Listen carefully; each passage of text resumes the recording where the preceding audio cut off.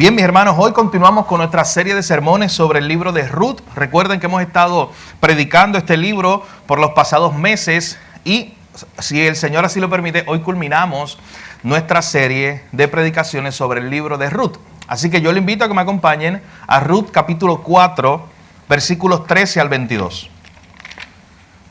Nuestro tema para hoy, o el título del sermón, es una historia de provisión. Ruth capítulo 4, versículos 13 al 22.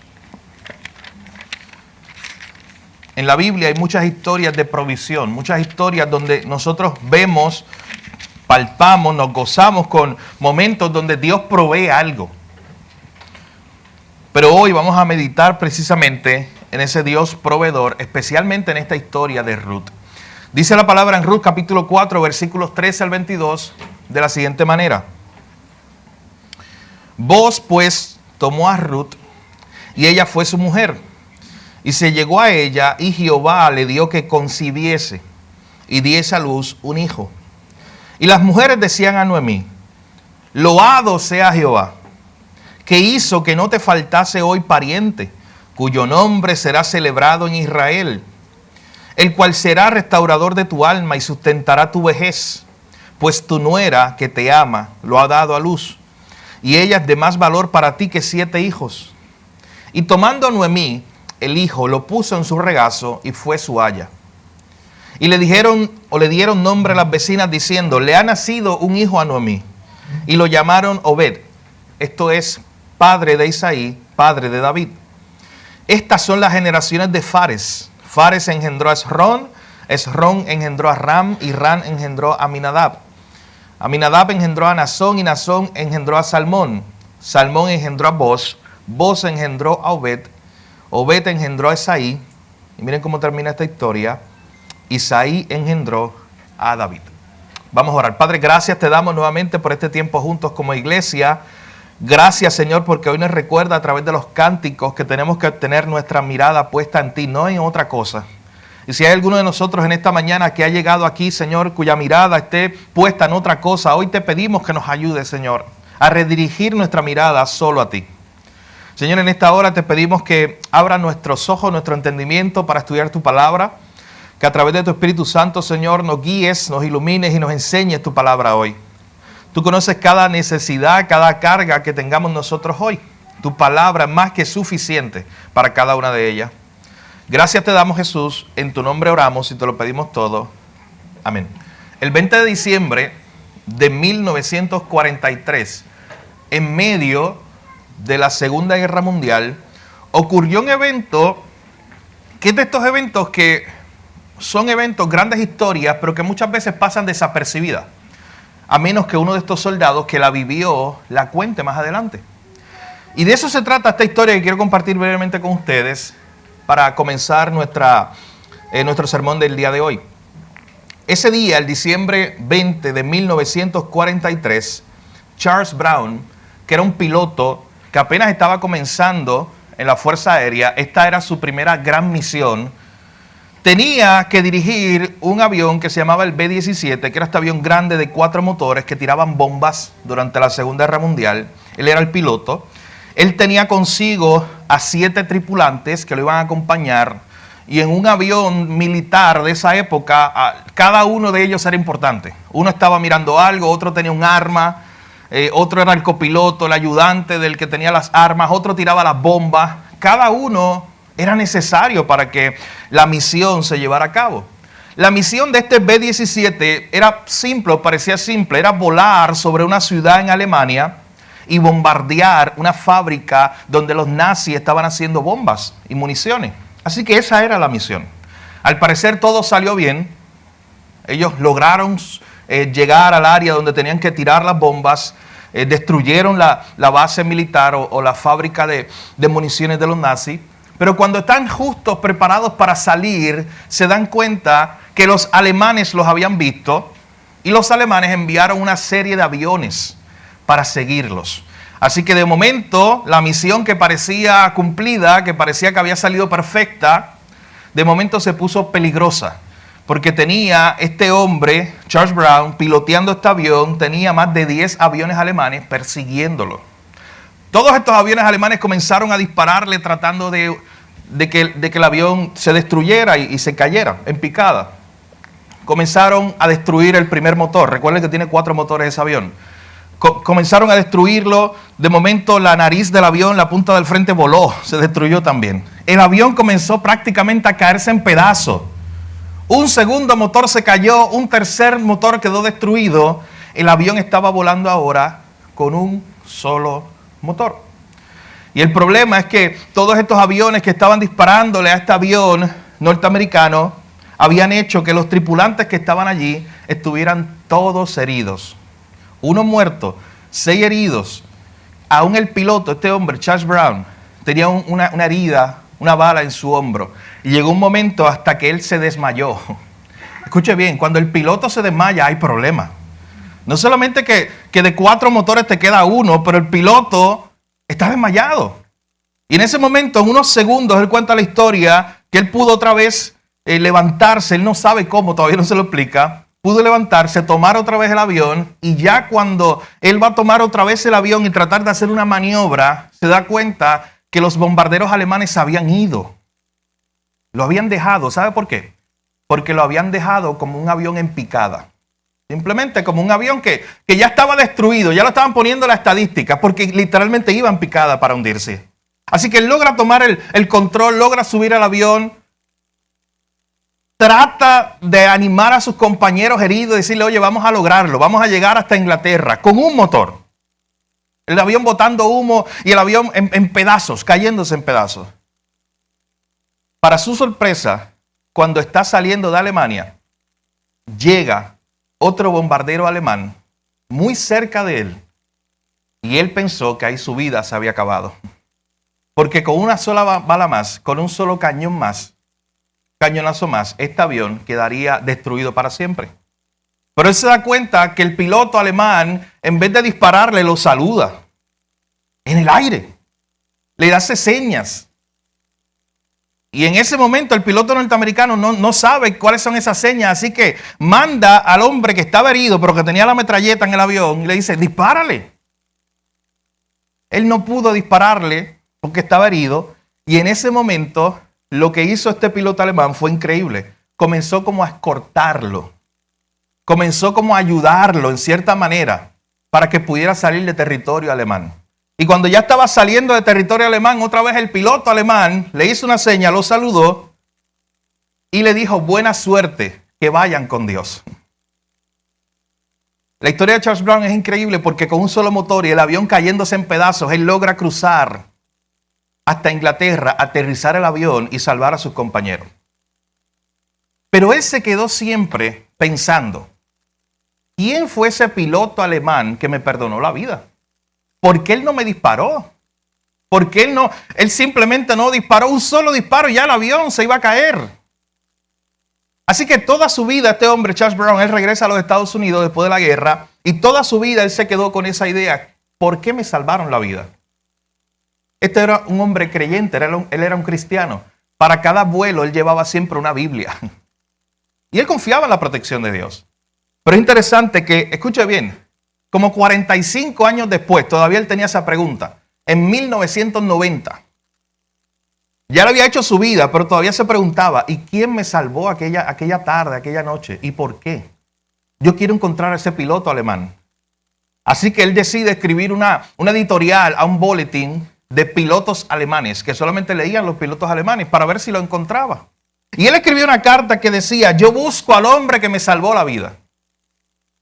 Aquel día, el 20 de diciembre de 1943. Él no tenía mucha esperanza de encontrar a alguien. Pero su sorpresa fue grande cuando poco tiempo después recibió una carta. Y esa carta era del piloto Franz Stigler. Y este hombre, Franz Stigler, le dice, oye, yo era el piloto. Yo fui la persona que te perdonó la vida en ese momento cuando tu avión iba en picada y se iba cayendo. Ellos se compartieron el número de teléfono, se llamaron y la primera llamada registra la historia, los dos comenzaron a llorar. Simplemente. Y Charles Brown le preguntaba, ¿y por qué tú me salvaste la vida? ¿Sabe qué? Los dos eran creyentes. Los dos eran cristianos. Pero lo importante y lo más impresionante de esto es que él estuvo esperando esos 45 años de su vida para darle la gracia a aquel que le salvó la vida. Él nunca se olvidó de eso. Todos los días él se levantaba y decía, yo estoy vivo de milagro. Yo estoy vivo porque alguien, otro, me permitió que yo estuviera vivo.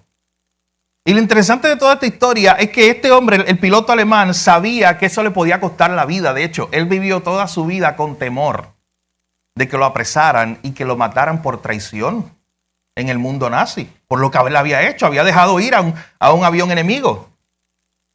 De hecho, te cuenta la biografía de Franz Stigler, de este piloto alemán, que a él le faltaba tumbar un solo avión para ganar el Knight Cross. El Knight Cross era la medallita más importante que ganaban los pilotos alemanes. Un solo avión. Si él tumbaba ese avión, se convertía en el héroe nacional de Alemania. Y llevaba a su casa el gran honor de llevar esa cruz y cargar esa cruz como que él era el gran piloto alemán. Pero él decidió ese día salvar a otro. Él decidió ese día perdonar a otro. Y esta historia, que es una de tantas historias que nosotros encontramos durante el siglo XX, historias de redención, historias de salvación, historias de amistad. De hecho, quiero contarle, o no se lo cuento para que usted lea el libro. Al final de la vida de Charles Brown y Franz Stigler, se hacen mejores amigos. Algo que parecía inaudito, un soldado alemán y un soldado americano. Pero al final se hacen mejores amigos al punto de que ambos ya murieron, creo en el 2008, al punto de que en las dos tumbas, en la tumba de cada uno, dice específicamente, este era mi hermano especial. Ellos se hicieron amigos. Ellos se hicieron, más que amigos, se hicieron hermanos. De hecho, ¿sabes qué hacían? Ellos iban a diferentes lugares del mundo dando conferencias, hablando de su historia de redención, de amor, de perdón, de cómo este hombre estuvo 45 años buscándolo para darle la gracia por aquel que lo había salvado y al fin lo encontró. Y cuando usted ve una historia como esta, hay varias similitudes con la historia de Ruth que hemos estado viendo. Y yo quiero marcar dos para ir a nuestro pasaje hoy. Una es que esta historia que yo les estoy contando de Charles Brown guiando ese avión que se estaba cayendo en pedazos, es una historia que parecía perdida. Es una historia que parecía sin esperanza. Imagínense. El avión literalmente se estaba cayendo en pedazos, le quedaba un motor, estaba botando humo, iba en picada, el piloto se desmaya, pasa todo lo malo que puede pasar. Llega otro avión alemán que puede destruirlo y no lo hace. Esta es una historia que parece sin esperanza, que parece perdida. Y cuando usted estudia o recuerda lo que hemos estado viendo de la historia de Ruth, se da cuenta que la historia de Ruth desde el inicio, en el capítulo 1, parece que todo está perdido. Porque tenemos a Dios viuda, a Noemí y a Ruth, que se quedaron sin nada. Se murió el esposo de Noemí, se murió el esposo de Ruth, se murió el esposo de Orfa, que era la otra nuera de Noemí. Así que quedan todos desprovistos. Hay hambre en Belén. Es el tiempo de los jueces, que era un tiempo muy difícil en la historia de Israel. Así que es una historia que parece sin esperanza. Y en segundo lugar, esta historia que les acabo de contar de Charles Brown, este piloto, tiene una similitud con Ruth en este sentido. Y es que esta es una historia donde la salvación llegó de una manera inesperada. O sea, este hombre que estaba piloteando ese avión jamás iba a imaginar que quien lo salvó esa noche fue un enemigo. Fue un piloto de los enemigos, fue un piloto nazi. De una manera inesperada, él encontró salvación para él, se salvó su vida y la de su tripulación. Mi hermano, y es que cuando tú y yo estudiamos la historia de Ruth, nos vamos a dar cuenta, o nos hemos dado cuenta aquí estudiando verso a verso, que de una forma inesperada, Ruth y Noemí encuentran salvación, encuentran redención. Lo que parecía perdido para ellos sin esperanza, se había cortado para siempre el linaje a través del cual Ruth y Noemí podían seguir teniendo hijos y familia. Y recuerden que eso era una señal de que todo estaba perdido. Se vio una viuda que ya no tenía hijos, que ya no tenía esposo. ¿Quién le iba a proveer? De hecho, lo único que le tocó a Ruth, recuerdan, fue irse a trabajar. Y ahí fue que encontró, no de casualidad, ahí fue que encontró el campo de Boz ese día. ella se movió en fe, como hemos estado viendo los pasados domingos. Ella dijo, hay que ir a comer, hay que ir a trabajar, yo espero hallar gracia, así que ella en fe se movió. Y ahí usted sabe el resto de la historia. Vos la encuentra, vos decides redimirla, vos decides comprar las tierras que tenía Noemí para darle una nueva esperanza a esta muchacha, a esta mujer. De hecho, lo vimos el pasado domingo, si usted estuvo aquí con nosotros, llega un momento donde vos lo podemos comparar con la otra persona que estaba allí. Era un familiar que podía haber comprado, que podía haber redimido, que podía haber ayudado a Noemí y a Ruth. Pero no lo hizo. Él no estaba dispuesto a pagar el precio. Pero vos sí. Y en ese sentido decíamos que al final de cuentas esta historia no se trata de vos. Esta historia apunta a un redentor más grande. Esta historia apunta a Cristo. ¿Y por qué decimos que esta historia apunta a Cristo? Bueno, lo que necesitaba Ruth y Noemí era alguien que literalmente la salvara de su situación. Alguien que estuviera dispuesto y que pudiera hacerlo. Vos lo hizo. Vos estuvo dispuesto a pagar el precio que fuera, por redimir, por ayudar, por darle esperanza a esta familia. Así que hemos estado viendo a través de los pasados meses esta historia del libro de Ruth. Y hoy hemos llegado al final. Ya hoy esperamos terminar el libro. Y una de las cosas que vamos a ver en el final de este libro, desde los versos 3 al 22, es precisamente el tema de la provisión. Y como yo les decía hace unos minutos atrás, en la Biblia Dios está proveyendo en todas partes, siempre, mi hermano. Dios es un Dios proveedor, esa es su naturaleza. Y usted lo ve desde el inicio, cuando provee la creación, cuando hace todas las cosas, cuando hace el hombre y le provee el jardín para que se alimente. Cuando luego le provee a una esposa, eso es provisión de Dios, cuando Dios hace a Eva. Y Dios le provee todas las cosas, así que el Dios que provee está en todas partes en la Biblia. Pero especialmente aquí en los últimos versículos del libro de Ruth lo vemos de manera especial. Así que acompáñenme en primer lugar al versículo 13. Vamos a ver en primer lugar la provisión que hubo para Ruth. Miren lo que dice ese versículo. Boaz pues tomó a Ruth y ella fue su mujer. Y se llegó a ella y Jehová le dio que concibiese y diese a luz a un hijo. Usted sabe que en todo el libro de Ruth, que tiene 4 capítulos, solamente en 2 ocasiones aparece Dios actuando directamente. Este no es un libro como otros en los profetas o los evangelios, donde aparece directamente Dios haciendo milagros. Esto es un libro donde solamente en el capítulo 1 y en el capítulo 4 aparece Dios directamente diciendo, y Dios hizo esto. Aparece en el capítulo 1, verso 6, cuando dice que Dios visitó su pueblo. Después de tanto tiempo de hambre allá en Belén, Dios por fin visitó su pueblo y eso hizo que Noemí y Ruth vinieran, confiando en la provisión de Dios. Y la segunda vez que aparece esta enseñanza es el verso 13, que dice, Jehová le dio que concibiese. Fue Dios el que hizo algo. Fue Dios el que actuó de una manera providencial. Y escuche bien, usted tiene que analizar el pasaje completo. Los comentaristas bíblicos están de acuerdo que entonces esto no está hablando de que Ruth era, así como las mujeres del pasado en el pueblo de Israel, muchas de ellas fueron estériles. ¿Sabes por qué? Antes de este evento. ¿Sabes por qué decimos esto? Bueno, porque si usted leyó desde el capítulo 1, estuvo con nosotros aquí, se dará cuenta que Ruth ya estuvo casada por 10 años. Bueno, Ruth estaba casada con uno de los hijos de Noemí. Esa era la historia, ellos estaban en Moab. Y en 10 años ella no tuvo hijos, mi hermano, y esto no es como los días de hoy, donde existe el debate y la gente que dice que yo no quiero tener hijos. Yo quiero que usted sepa que en ese mundo, mi hermano, tener hijos, había que tener hijos. Era parte de lo normal. De hecho, ¿sabes cómo se veía que tú tenías una casa bien bendecida? ¿Con cuántos hijos tenías? Eso era parte de la bendición, que tu casa se llenara de hijos. La gente en tu barrio te veía así en esa época. Así que no era por capricho, no era porque no quería tener hijos, es que simplemente no podía. 10 años estuvo Ruth casada con el hijo de Noemí y ese era el gran problema, que no tenía un hijo. Que no había provisión. Pero de momento, mis hermanos, en el tiempo y en el propósito de Dios, Ruth entonces tiene un hijo.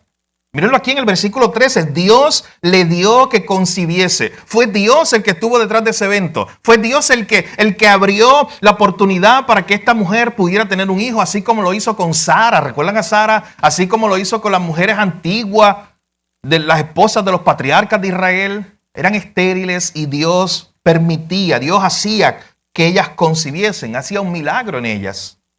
Mi hermano, en el tiempo y en el propósito de Dios. ¿Y sabes qué nos enseña esto?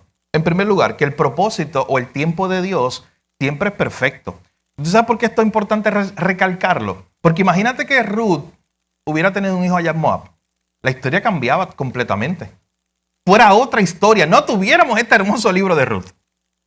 Pero mi hermano, fue en el tiempo perfecto de Dios que Ruth pudo tener un hijo. Y muchas veces nosotros nos quejamos que Dios no nos da lo que queremos porque no sabemos lo que Dios tiene en el futuro.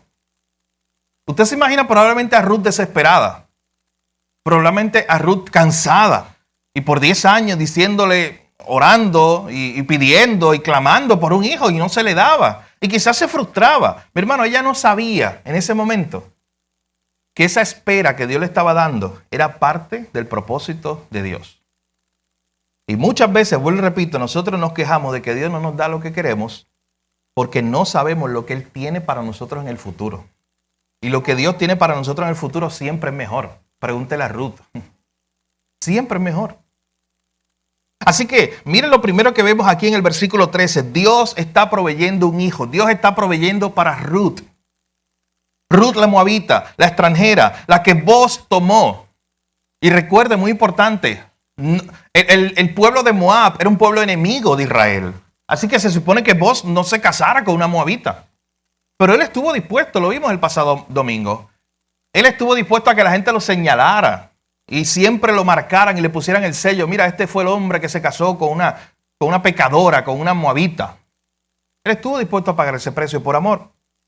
Así que vemos entonces que Dios le provee a Ruth un hijo y a Boaz. Así que las cosas empiezan a cambiar en este libro. Pero noten, en segundo lugar, hay también provisión para Noemí.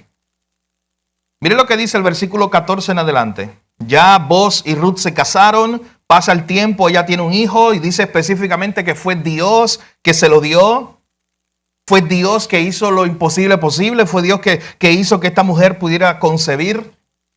Y luego se nos dice en el verso 14 que las mujeres del pueblo le decían a Noemí, loado sea Jehová, que hizo que no te faltase hoy pariente, cuyo nombre será celebrado en Israel.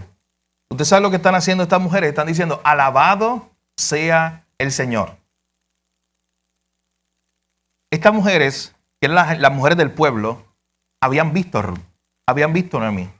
Ellas un tiempo antes habían visto cómo Noemí y Ruth llegaron desamparadas de Moab.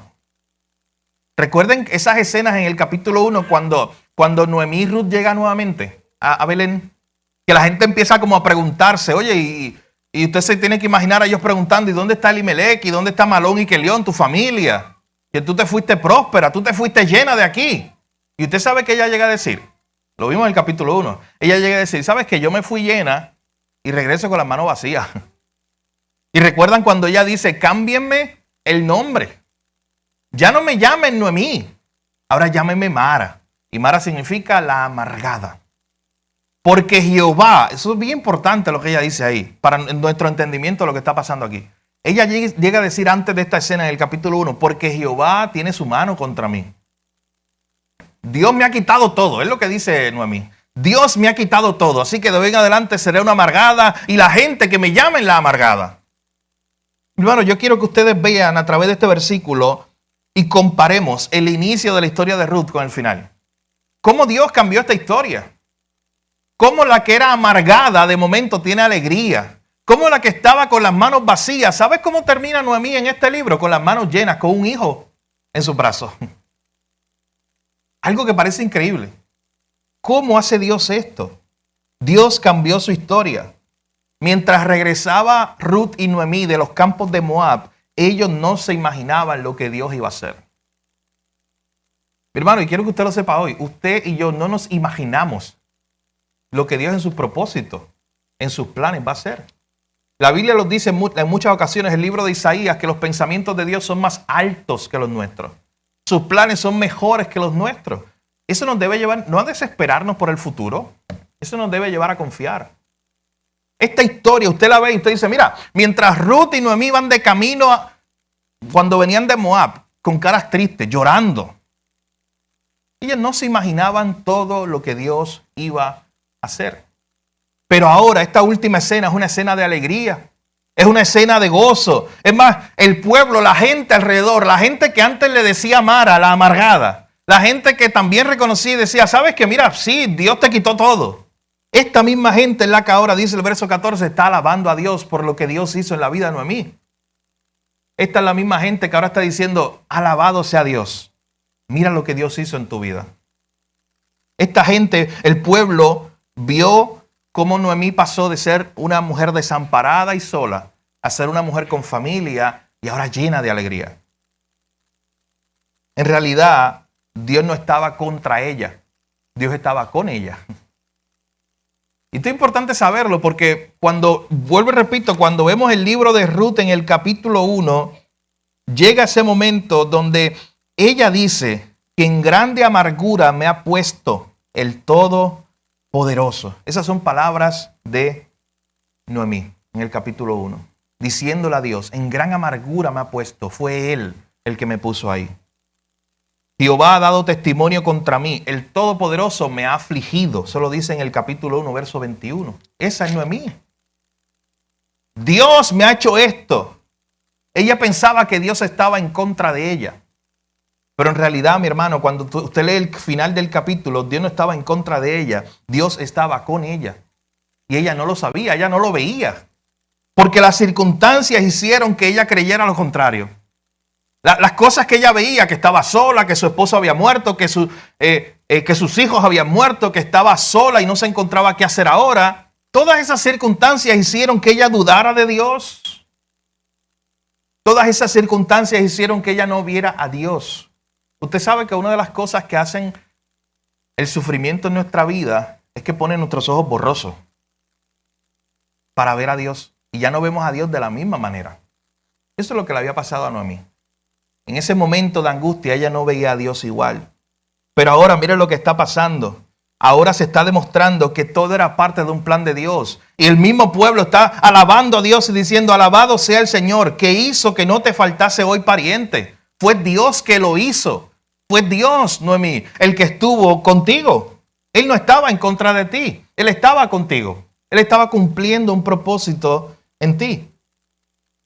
Como hemos dicho ya en esta serie de sermones, mis hermanos, esta historia es un buen testimonio del Salmo 30, donde nos dice que Dios verdaderamente cambia el llanto en alegría. Dios cambia el lamento en baile, dice el Salmo. Y esta historia es una buena historia que nos recuerda esa gran realidad. ¿Sabe por qué? Porque Noemí pasó de muerte a vida. Cuando empieza el capítulo 1, todo es muerte. Muere su esposo y mueren sus hijos. Cuando usted va al capítulo final de Ruth, Noemí está celebrando no la muerte, está celebrando la vida. Este libro pasó de muerte a vida. Este libro, ¿sabéis de qué pasó? De escasez a provisión. Porque recuerde que había hambre en Belén. Después Dios proveyó, dice que Dios visitó su pueblo. Luego Noemí tenía hambre y Ruth tenía hambre. ¿Y qué hizo Ruth? Se fue a un campo. Y cuando se fue al campo con Booz, se encontró mucha provisión, tanta provisión que cuando usted y yo leemos eso, se lo hemos explicado antes, un día salió Ruth con 30 libras de semilla y de trigo en su hombro. Lo dice el texto. Un día Booz invitó a Ruth a comer a su casa, ¿recuerdan el capítulo 2? Y había tanta comida que le dijo, puedes llevarte. Y Noemí, y Ruth se la llevó a Noemí también. Así que este libro pasa de escasez a provisión. Este libro pasa de una persona que estaba con las manos vacías porque estaba sola a terminar con las manos llenas, con un hijo en sus brazos. Toda la gente está celebrando y le dicen, Dios sea alabado porque Él hizo que no te faltase hoy pariente, cuyo nombre será celebrado en Israel. Verso 15, el cual será restaurador de tu alma, sustentará tu vejez, pues tu nuera que te ama lo ha dado a luz. Y ella es de más valor para ti que 7 hijos. La idea de 7 hijos es la idea de, como decía ahorita, plenitud. Tú tener 7 hijos en el tiempo antiguo era que estabas bien bendecido. Así se te veía. Ese era el concepto. Y más una viuda. Porque era complicado que los 7 hijos se murieran a la vez. Así que por lo menos uno moría, pero después tenía otro que lo cuidara. Y después tenía otro que lo cuidara. Ese era el concepto que pensaban las viudas. Pero mi hermano, recuerda la historia de Ruth y Noemí. Ellos no tenían a nadie hasta que apareció Booz para ayudarlas. Así que Dios provee para Ruth Dios provee un nieto para Noemí, alguien que la va a sustentar, alguien que la va a ayudar, alguien que la va a restaurar. Miren lo que dice el versículo 16. Tomando Noemí el hijo, lo puso en sus brazos, en su regazo, y fue su haya. Fue la que lo crió, fue la que estuvo ahí todos los días. ¿Usted se imagina a Noemí con este niño en sus brazos todos los días mirándolo y dándole gracias a Dios? De hecho, solamente cuando Noemí mirara a este niño, simplemente eso iba a ser testimonio de que Dios no se había olvidado de ella. Mirar a ese niño iba a ser testimonio de que Dios había contestado su oración. Mirar a ese niño iba a ser testimonio de la provisión de Dios, de que Dios no se olvida de su pueblo. Todos los días allí estaba Noemí. Ya no había lloro, ahora había alegría. Ya no había llanto ni dolor, ahora había gozo. Estaban todos celebrando. Bueno, el punto que mira lo que dice el verso 17. Le dieron nombre las vecinas diciendo, le ha nacido un hijo a Noemí. Y lo llamaron Obed. Obed lo que significa es sirviente o servidor de Jehová. Así que hasta este punto hemos visto, en este pasaje hay provisión para Ruth, hay provisión para Noemí. Pero la historia no se acaba ahí. La historia se pudo haber acabado ahí. De momento, miren ese último detalle del versículo 17 hasta el final, versículo 22. Este hijo que tuvo Ruth y Boz se llamaba Obed. Miren ese detalle tan importante. Este fue el padre de Isaí, el padre de David. ¿Y por qué esto es tan importante? Bueno, porque recuerden en qué contexto estamos. ¿Cómo había empezado Ruth capítulo 1? Había empezado diciendo, en el tiempo de los jueces. Y cuando tú estudias el libro de los jueces dice que no había rey en Israel. Así que, ¿qué era necesario para el pueblo? ¿Qué ellos necesitaban? Necesitaban un rey. Y ya esta historia de Ruth nos está apuntando a que Dios le estaba proveyendo a ese pueblo lo que ellos necesitaban. Ellos necesitaban un rey conforme al corazón de Dios y Dios lo estaba preparando. Mi hermano, toda la historia de Ruth es acerca de la preparación que hace Dios, de cómo Dios mueve todas las cosas para al final cumplir sus propósitos. Claro, que en el medio hubo llanto, que en el medio hubo dolor, que en el medio hubo sufrimiento, era parte del proceso. Pero era Dios el que estaba detrás de todo orquestando las cosas. Así que no solamente hay provisión para Ruth, hay provisión para Noemí. En este versículo, mis hermanos, hay provisión para Israel. Ruth se convierte en la bisabuela del rey más importante de la historia de Israel. ¿Usted cree que ella se imaginaba eso cuando salió de Moab? ¿Usted cree que ella pensaba, ni por la mente le pasaba, que ella iba a ser la bisabuela del rey David? En el oscuro periodo de Israel, en ese momento más oscuro en el cual ellos se encontraban, dice un autor, el tiempo de los jueces, Dios estaba preparando un rey. Y por medio de ese rey llegaría otro rey mayor, que es donde llegaremos al final en nuestro sermón de hoy. En este pasaje, mi hermano, mire lo que se hace, los versículos 18 al 21. Y esto es importante aclararlo, lo que hay ahí es una genealogía. Y a veces usted dice, no, pues mira, ya yo terminé de leer el libro porque yo no voy a leer la genealogía. Hay gente que no le gusta leer crónicas por la genealogía, o números, el libro de números. O lo esquipean, le dan 10 páginas para frente. ¿Usted sabe por qué las genealogías son importantes?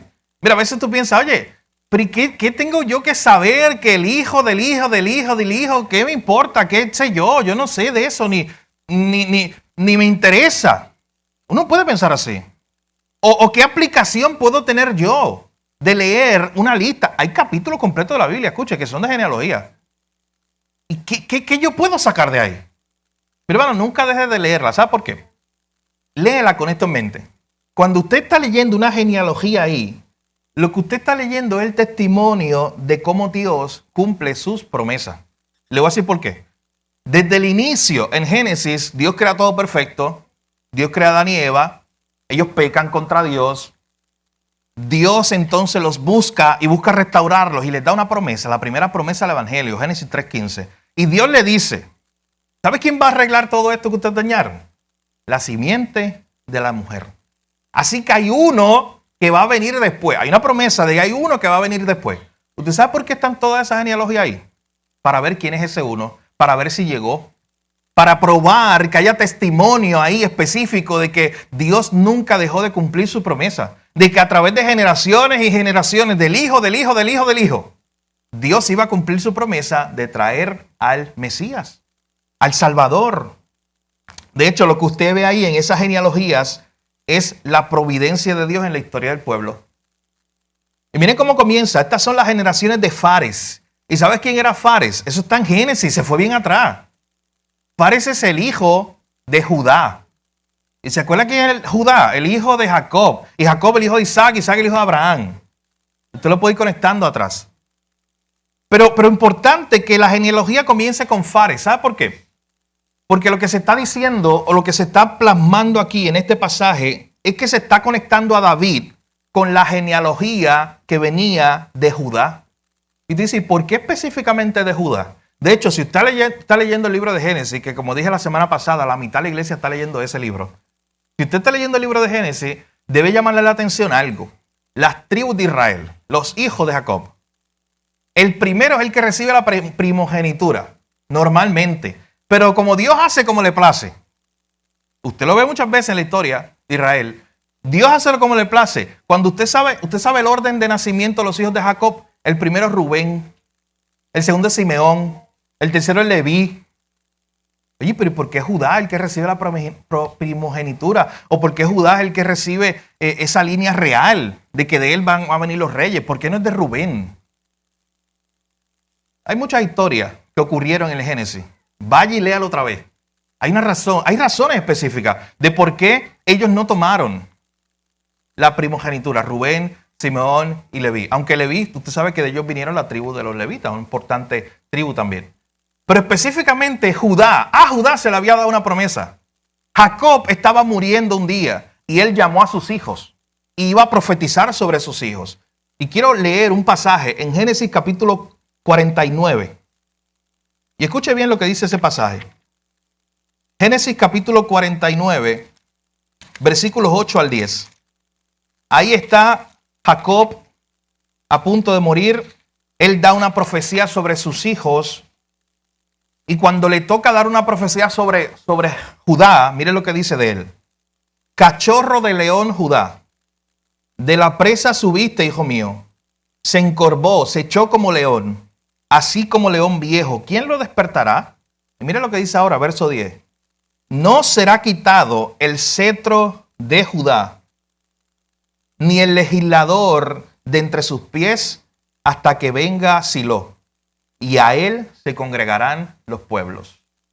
Y en el versículo 8 lo había dicho, Judá, te alabarán tus hermanos, tu mano en la cerviz de tus enemigos, los hijos de tu padre se inclinarán a ti.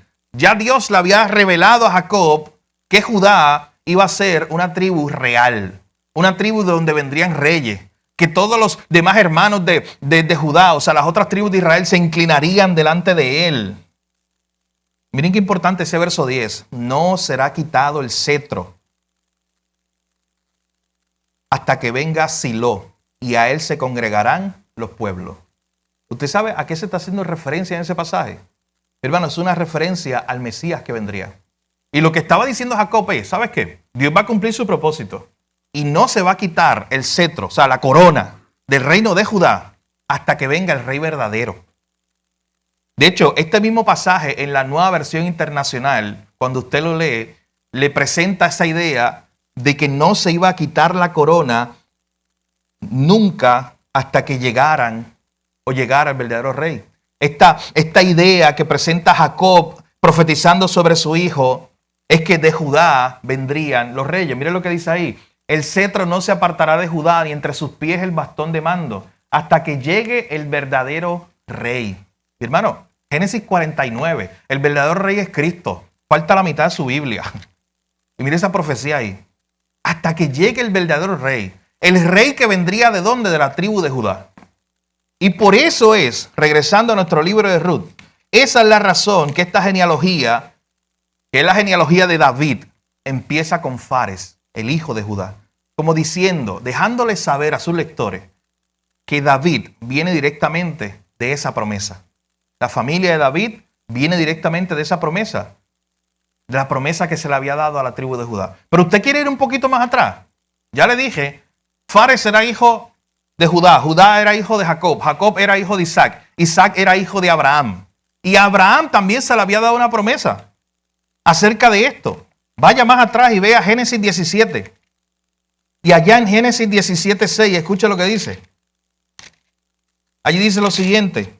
Dios está hablando con Abraham acerca del pacto que él va a hacer con él. Y dice, te multiplicaré en gran manera y haré naciones y reyes saldrán de ti. Mi hermano, reyes saldrán de ti. ¿Y usted sabe qué? Cuando eso ocurrió, todavía no había nacido Isaac. Todavía, o sea, cuando eso ocurrió, no era que Israel era un gran pueblo. Eran 2 o 3 chocitas, era Abraham y su familia. Que lo único que era su esposa y ya había nacido Ismael. Más nada. Y Dios le da una promesa y le dice, de ti, no solamente es que hará un gran pueblo, lo multiplicaré. Miren ese verso. Haré naciones y reyes saldrán de ti. Hermano, toda esa historia, y por eso son importantes las genealogías. Porque la genealogía, cuando usted las estudia y va atrás y atrás y atrás, se da cuenta que cuando usted llega a Abraham, se va a cumplir esa promesa. Y el hijo de Abraham, Isaac. Y el hijo de Isaac, Jacob. Y así, sucesivamente, hasta que podemos llegar a nuestro pasaje de Ruth y podemos llegar a esa escena donde ahí está Fares, el hijo de Judá. Y se dice que estos versículos en realidad están como resumiendo la genealogía. O sea, en otras palabras, que cuando dice Fares engendró a Esrom, puede ser 2 cosas. Que sea directamente el hijo, o que esté resumiendo toda una generación y puede ser el abuelo. Pero es la idea de que son los descendientes. Fares engendró a Esrom, Esrom engendró a Ram, Ram engendró a Aminadab. Verso 20, Aminadab engendró a Nazón y Nazón engendró a Salmón. ¿Usted sabe quién era Nazón? Cuando usted ve el libro de Números, mira cómo todo se va a conectar. Usted estudia el libro de Números, que hay uno por aquí que lo está estudiando, me dijo esta mañana. Y cuando estudia el libro de Números, se da cuenta o se va a dar cuenta que de momento se dice, Nazón, de la tribu de Judá, fue el líder principal del pueblo. Él era la cabeza de la tribu de Judá en los tiempos de los números, en el tiempo cuando se escribió el libro de los números. Luego dice el verso 21, Salmón engendró a Boz, Boz engendró a Obed, cuando se casó con Ruth, Obed engendró a Isaí, e Isaí engendró a David. Hermano, miren qué importante esto. En tiempos difíciles, como los que estábamos pasando, lo que estaba pasando el pueblo, eran tiempos de oscuridad, era el tiempo de los jueces, donde no había rey en Israel. Así empieza el libro de Ruth. En ese tiempo, en tiempos difíciles como eso, este libro nos muestra que de esa familia específica Dios traería a un rey en Israel. Pero era un rey que iba a traer un reino, ¿sabes qué? Temporal. A ese rey, que era el rey David, se le había prometido un hijo. Dios un día hizo un pacto con David y le dijo, de ti vendrá un descendiente que va a tener un reino y va a ser un reino eterno. Y usted se pone a pensar, ¿y quién de los hijos de David está vivo hoy?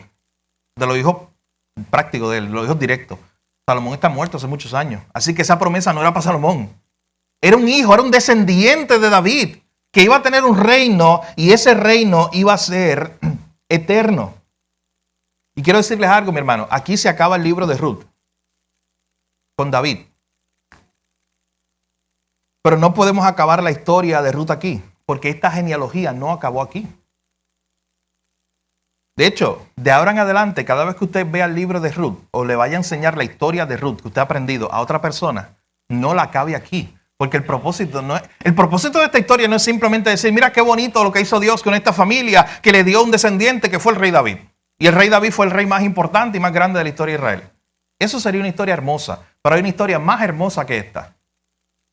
Usted siempre que lea el libro de Ruth, no lo acabe en el versículo 22. Póngala ahí. De hecho, si usted anota en su Biblia, ahí mismo usted le puede poner al lado Mateo 1. Diciendo y pensando, hay que ir a Mateo 1 para completar esta historia. Porque esta historia no está completa, mis hermanos. Y es nuestro último punto. Este libro, no solamente, especialmente este último pasaje, no solamente nos está enseñando la provisión de Dios para Ruth, la provisión de Dios para Noemí, la provisión de Dios para el pueblo de Israel, cuando Dios le da un pueblo. Yo quiero que usted sepa, mi hermano, que este último punto se trata de usted. Dice, pero ¿qué tiene que ver Ruth conmigo? ¿Sabe qué? Hay una provisión que hay ahí, de un descendiente de David que vendría, y esa provisión tiene que ver mucho contigo. Es el último punto que vamos a ver, la provisión para el mundo. La provisión para pecadores que necesitaban un Salvador. De hecho, usted puede conectar y decir, ¿qué tiene que ver Juan 3:16 con el libro de Ruth? De tal manera amó Dios al mundo que envió a su hijo. Bueno, que Dios trajo a ese hijo a través de esta familia. A través de la familia de Ruth. ¿Por qué cuando usted estudia ese pasaje de Mateo capítulo 1, usted debe conectarlo con Ruth? ¿Por qué decimos que la historia no acaba ya? Miren, piensen esto. Cuando vamos a Mateo capítulo 1, miren el verso 1. Dice, este es el libro de la genealogía de Jesucristo, el hijo de David, el hijo de Abraham. En otras palabras, Mateo, cuando escribe su evangelio, escribe para mostrar que Cristo es el cumplimiento de todas las promesas. Que Cristo es ese aquel que se había dicho en Génesis. Él es la simiente de la mujer. A ese es el que estamos esperando. Cuando usted lee los evangelios una y otra vez, se ve esta idea de que la gente estaba esperando un Mesías. ¿Usted no recuerda en Juan 4 cuando Jesús habla con la mujer samaritana y ella le dice, nosotros estamos esperando un Mesías? El pueblo estaba en expectativa. De hecho, hay un momento en Mateo capítulo 12, versículo 23, donde el pueblo se pregunta, ¿será este aquel hijo de David? Esa pregunta me encantó cuando yo la vi por primera vez en el texto. El pueblo, cuando Jesús empezó a hacer milagros, el mismo pueblo empezó a preguntarse, ¿será este aquel hijo de David? Ellos tenían una promesa. ¿Será este el que se nos prometió? Cuando veían a Jesús, cuando veía lo que hacía. Así que este libro, desde el versículo 1, se nos está mostrando que allí se nos va a enseñar la genealogía del Hijo de Dios, del Mesías, que era hijo de David, que es el cumplimiento de las promesas. Y cuando usted ve esa genealogía, por muchos años, la gente le ha llamado la atención algo de la genealogía de Jesús. Y es que menciona a varias mujeres, algo que no era típico, algo que no era normal. Y menos cuando esas mujeres, de una u otra forma, tenían vidas o habían tenido pasados que no eran los mejores. ¿Sabe quién aparece ahí? Tamar, que yo le expliqué la semana pasada quién era ella. La que se acostó con Judá, porque no le daba un hijo de descendiente. No le daba a uno de sus hijos para que tuviera más hijos. Ahí aparece Rahab, que vamos a hablar algo de ella ahora, que era una prostituta, que había confiado en Dios y se salvó, Dios la salvó, y hizo de ella una vida nueva. Ahí aparece también Tamar, Rahab, aparece Ruth en la genealogía de Jesús. La moabita, la extranjera. Aparece también la mujer de Urías. Entonces, cuando tú ves esos personajes que aparecen ahí, ¿por qué ellos están en la genealogía de Jesús? ¿Y por qué esto está y quedó público en los evangelios? Y nadie se avergonzó de eso, ni el mismo Jesús. ¿Tú sabes por qué? Precisamente porque Dios venía a salvar pecadores. Porque Jesús venía a restaurar lo que el pecado había roto desde el principio, desde el Génesis. Dios los hizo parte de su familia, a todo este tipo de personas. Y de hecho, ¿sabes qué eso está apuntando también? A que si Dios hizo parte de su familia, el Mesías, cuando vino a esta tierra, a gente como esta, esa es la esperanza que tiene cualquier pecador hoy, de que Dios lo pueda hacer parte de su familia. Eso es lo que hizo Dios con Ruth.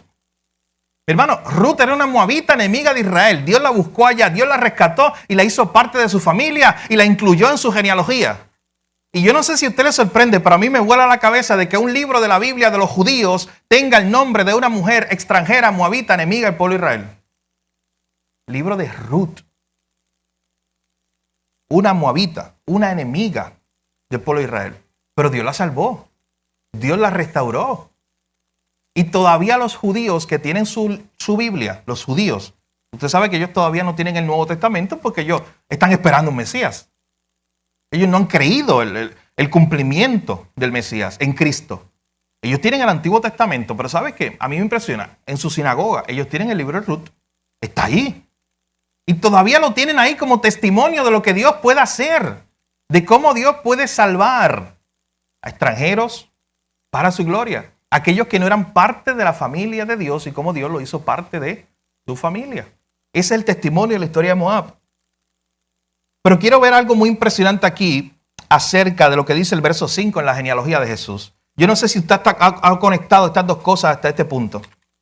Pero mire conmigo esto. Salmón engendró de Rahab a Boz. Booz engendró de Ruth a Obed y Obed a Isaí. ¿Usted ve la conexión ahí?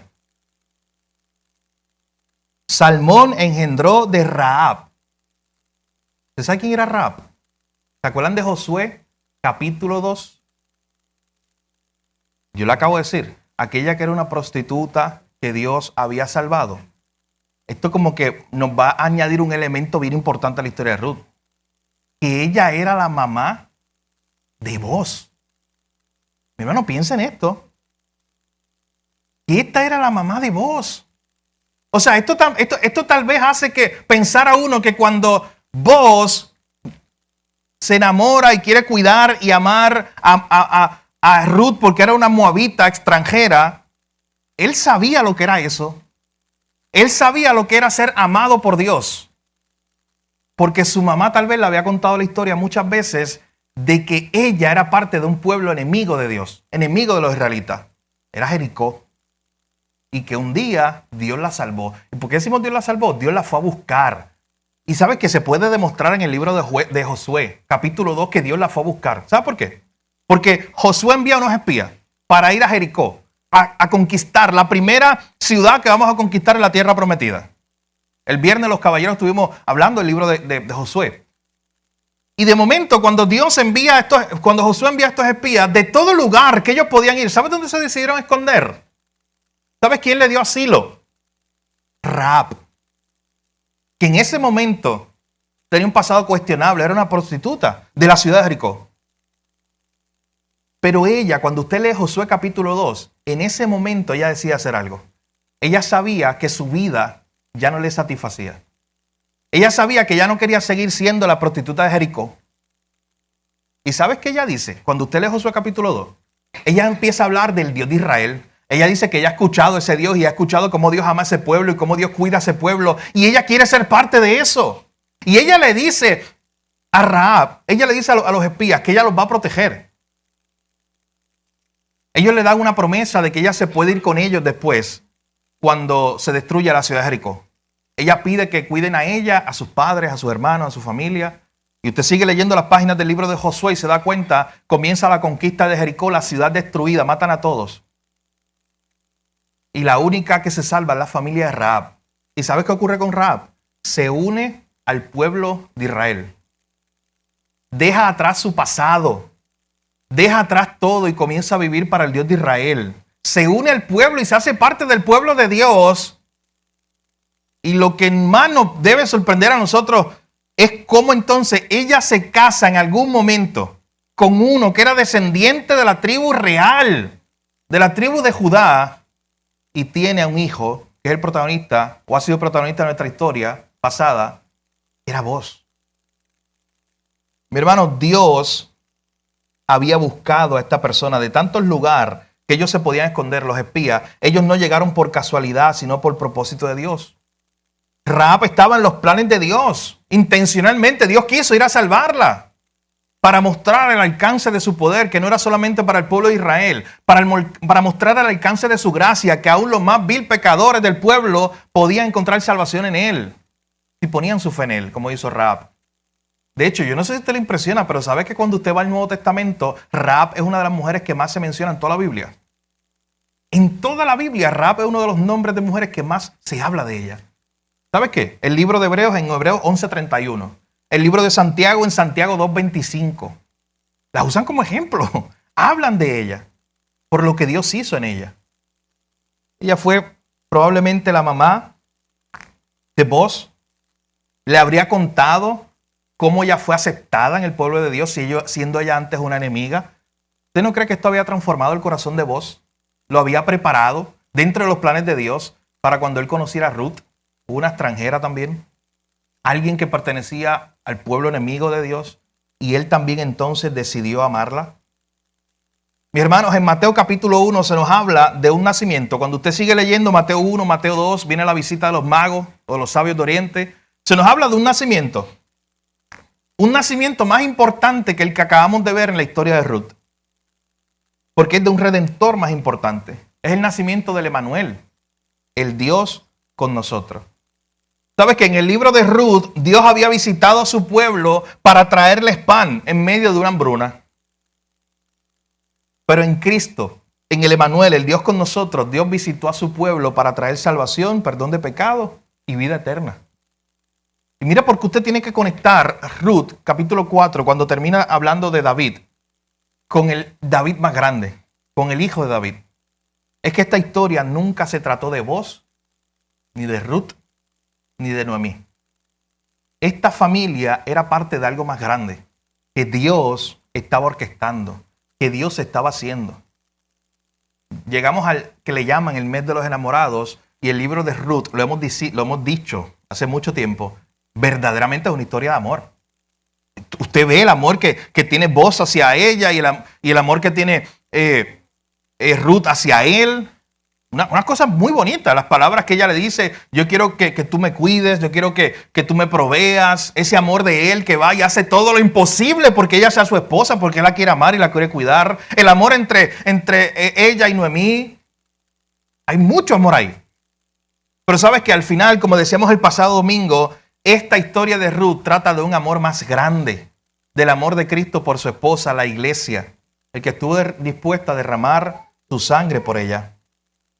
Hermano, terminamos con esto. El libro de Ruth comenzó con lamentación. Comenzó con lloro, la gente llorando, pero terminó en gozo. El libro de Ruth comenzó con muerte, pero terminó con vida. El libro de Ruth comenzó con escasez y terminó con provisión. La historia de Ruth, ¿sabes qué? Un testimonio de que aún en tiempos tan sombríos y tan difíciles como era el tiempo de los jueces en ese tiempo, la luz de Dios podía brillar allí. El libro de Ruth es un testimonio de que aún en tiempos tan sombríos el plan de Dios, ¿sabe qué? No se podía detener. La pregunta que la gente se hacía en el tiempo de los jueces era la siguiente: ¿puede ocurrir algo bueno en medio de tiempo tan oscuro? Es la pregunta que probablemente tú te has preguntado alguna vez. Tú miras para afuera y miras la sociedad corrupta y miras el pecado en toda su manifestación alrededor tuyo, en Puerto Rico y en el mundo, y tú te preguntas: ¿puede ocurrir algo bueno en medio de tiempos tan oscuros? Puede ser que lo puedas aplicar más directo a tu vida. Tú miras tu propia vida, ves que tu vida está hecha un caos, ves que hay muchos problemas, ves que hay muchas circunstancias que están sobre tu vida y tú te has preguntado eso también. ¿Puede ocurrir algo bueno en medio de tanto dolor, de tanto sufrimiento, de tanto tiempo difícil? El libro de Ruth es un testimonio de que sí. De que puede ocurrir algo bueno, mi hermano, en medio de tantos tiempos difíciles. El Evangelio, porque esta historia, recuerden que está apuntando a Cristo, es un testimonio de que sí. Decía Isaías 9 que en tiempo de gran tiniebla, el pueblo que estaba en oscuridad vio gran luz. En ese momento de oscuridad, el pueblo vio gran luz. Dios añadió a Ruth a su historia como un día lo hizo contigo y conmigo. Que nos llamó, nos buscó y nos añadió a su libro, mi hermano. Nos añadió a su historia. Lo mismo que hizo con Ruth, lo hizo con nosotros. Usted sabe, en último lugar, ¿qué también nos enseña este libro? Ya que hemos terminado la serie de sermones sobre él. Este libro nos enseña lo que ocurre cuando, como Ruth, vamos corriendo y nos refugiamos en las alas del Señor. ¿Por qué digo esto? Porque llega un momento, yo no sé si usted lo recuerda, lo puede buscar otra vez, en Ruth capítulo 2, versículo 12, donde Boaz, cuando conoce a Ruth, ha escuchado su historia. Él ha escuchado que esta era una moabita que había dejado todo, que había dicho: yo voy a seguir a Dios, al Dios de Israel, por fe. Y llega un momento donde Boaz se sorprende con eso. Y miren lo que le dice: Jehová recompense tu obra y tu remuneración sea cumplida de parte de Jehová, el Dios de Israel. Porque tú, mira lo que has hecho, Ruth, tú has venido a refugiarte debajo de sus alas. Boaz reconoce eso de Ruth. Le dice: ¿sabes qué? Yo oro al Señor, porque es una oración que está haciendo Boaz por Ruth. Yo oro al Señor para que Dios te bendiga por lo que tú has hecho. De todos los lugares que tú pudiste haber ido, huyendo de Moab, tú fuiste corriendo al lugar correcto. Tú fuiste corriendo a refugiarte bajo las alas del Dios de Israel. ¿Y sabes qué nos enseña este libro, mi hermano? Que el que se refugia en las alas del Dios de Israel siempre está seguro.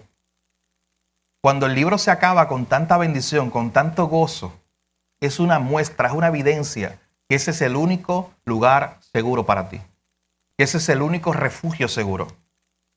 Sabes que Ruth pudo haber ido a muchos sitios después de salir de Moab, pero ella decidió salir corriendo en fe al lugar seguro.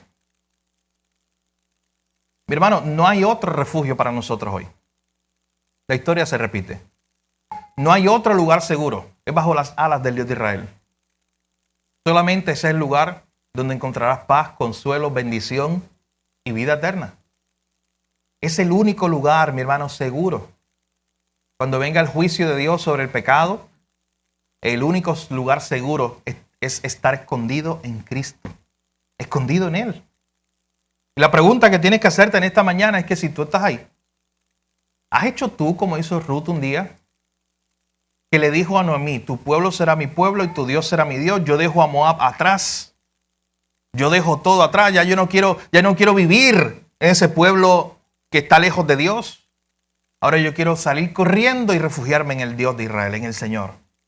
¿Has hecho tú eso? Piensa y medita hoy que estamos terminando esta serie de sermones. ¿Te has refugiado en el Dios de Israel? ¿Te has refugiado en el Señor? ¿O dónde te estás refugiando? Escucha bien, no importa dónde tú te estés refugiando hoy. Si no es en Cristo, parece un lugar seguro, pero no lo es. No importa dónde tú estés refugiándote hoy, aunque crees que estás seguro, no es un lugar seguro para ti. El único lugar seguro, mis hermanos, siempre es estando en Cristo. Y este libro es un testimonio de eso. Lo que Dios puede hacer dentro de sus planes, aunque haya dolor. Ruth lloró, Noemí lloró, pero por encima estaba Dios planificando todo, dirigiendo todas las cosas para su propósito. Mi hermano, ocurre lo mismo en tu vida y en mi vida. Parte de vivir en un mundo caído es vivir en un mundo de sufrimiento. Hay muerte, hay llanto, hay dolor. Pero eso no quita, nunca dude, que por encima de ese dolor y ese sufrimiento está el Dios que está orquestando todo para su gloria y para tu bien. Ruth no tenía idea, Noemí no tenía idea de lo que Dios iba a hacer. Ellos simplemente se asombraron después. Yo lo repito, Noemí, mirando a ese niño en sus brazos, podía ver la bondad de Dios. Y podía recordar ese camino donde Dios la llevó. Desde Moab hasta Belén. De estar con las manos vacías a estar con las manos llenas. Del lamento al baile. Y ya ella allí podía decir, Dios no está contra mí, Dios no la tiene conmigo, Dios está conmigo. Dios es mi refugio, Dios me ha bendecido. Y quiere el Señor ayudarnos a todos los que hemos escuchado este sermón, los que estamos aquí en esta mañana, a tener esa misma fe, esa misma actitud. Vamos a orar y pedirle al Señor que hoy nos ayude a aplicar su palabra, todas las verdades que hemos aprendido, no solamente en esta mañana, sino a través de todo el libro de Ruth, encontrar esa salvación, ese refugio seguro que solamente está en Él. Oramos en esta hora. Padre, gracias te damos por tu palabra. Gracias, Señor, por la bendición que nos has dado en Cristo. Gracias porque esta historia de Ruth, al final no se trata de Ruth, no se trata de vos, no se trata de Noemí, Señor.